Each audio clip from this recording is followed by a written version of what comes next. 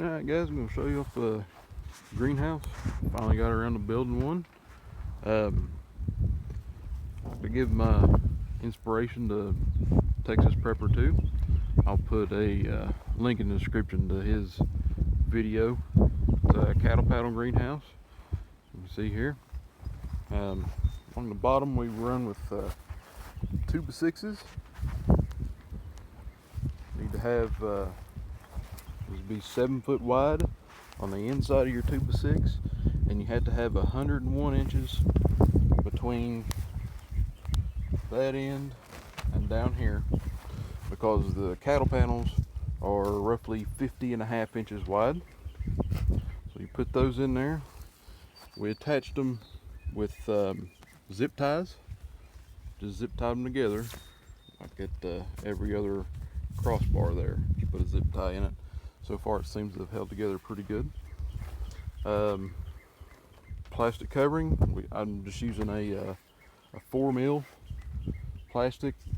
Got it's like a 20 by 25 foot roll at my local hardware store for like $22-23.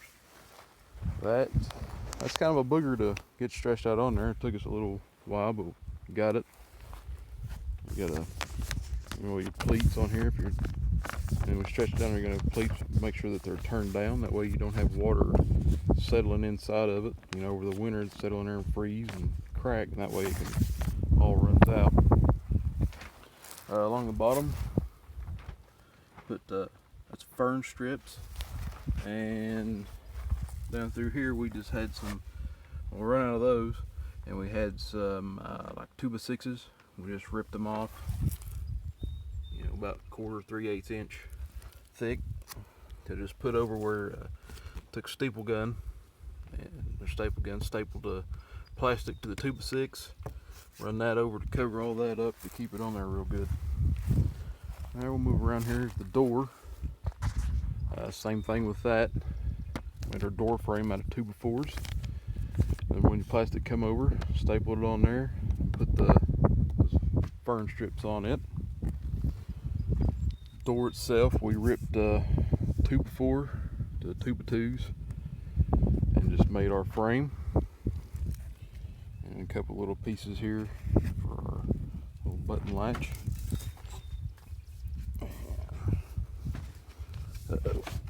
Not wanting to cooperate. There we go. Good and warm in here. Took the furring strips, cut them off right there to brace it up, and all the way around there for that. Leave that door open, let it breathe here. And then 2x4s for the main door frame, and we put 2x4s on here, on out to the cattle panel. And we've got fencing steeples along there holding that onto that, and again up here on the top. Now on the inside, I'll get there, I'll show it to you.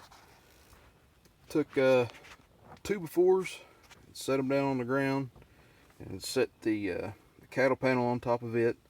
Give about 4 inches of spacing up there, and then stapled. And I took the big fencing staples and attached the cattle panel to those 2x6s. And of course done that all the way across over on there. And the same thing back here on the back. 2x4 frames, 2x4 coming off over here. And took 2x2s, cut them out to make the window. Same thing with the Fern Strips, cut them on the angles for bracing. Here I've got a little hook latch on that, and I took a piece of paracord, fencing steeple, paracord taped off on it, open it up, and that way it opens up to this certain space every time and holds it there. Not letting it open too far. I was afraid if it opened up too far, wind might be able to grab it. If you had a real hard wind one day, rip it off there or something. Or if it's raining, you're not going to have too much hitting on that.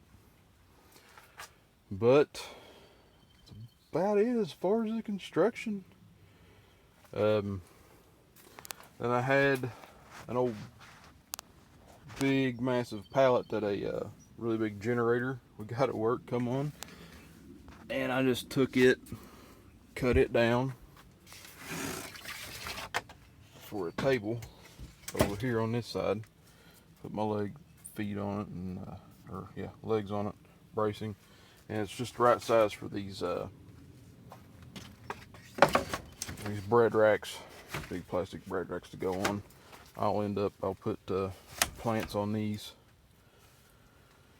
And then over here I've just got an old junky old table we've had. I thought, you know, it's not in very good shape, so I'll just throw it in here. If it rots down, it rots down. So that's about it, guys. Let's see what the got plenty of headroom in here.